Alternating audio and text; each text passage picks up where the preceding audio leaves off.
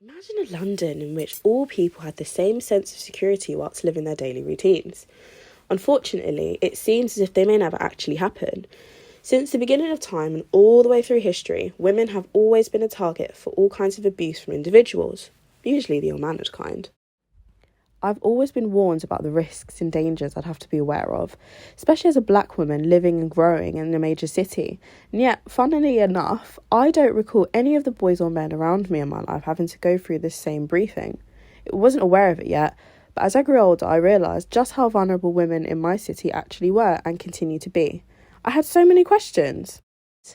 1 in 10 women aged 16 to 24 were victims of sexual assault in the past year, and 1 in 5 women have been victims of stalking since the age of 16. This is twice the number for men.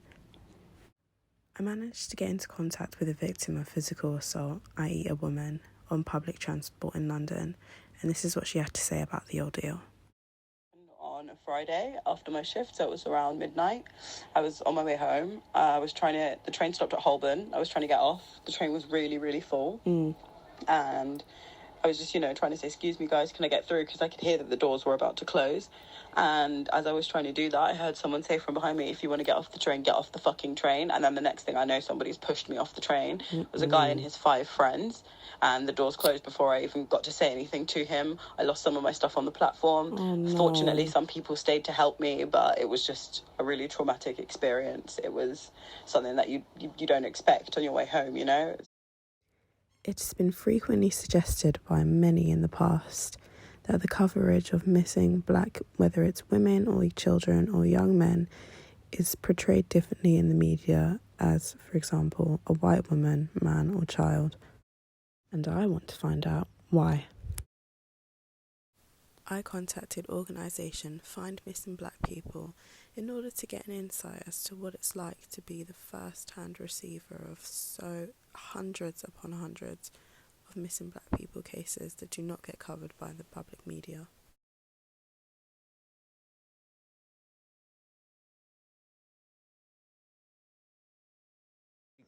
Twofold approach. Policy advocacy. So we advocating for change, we're advocating for not just legal change, but changing in how business is run. And I say business, that could be the media industry and associated industry. But I also advocate, and this is what I strongly advocate for, is community initiatives. Some 176,000 people are reported missing to the police every year. Black people accounted for 14% in England and Wales between 2019 and 2020, over 4 times their relative population, according to data from the National Crime Agency. Will women ever be safe in London? What about black women?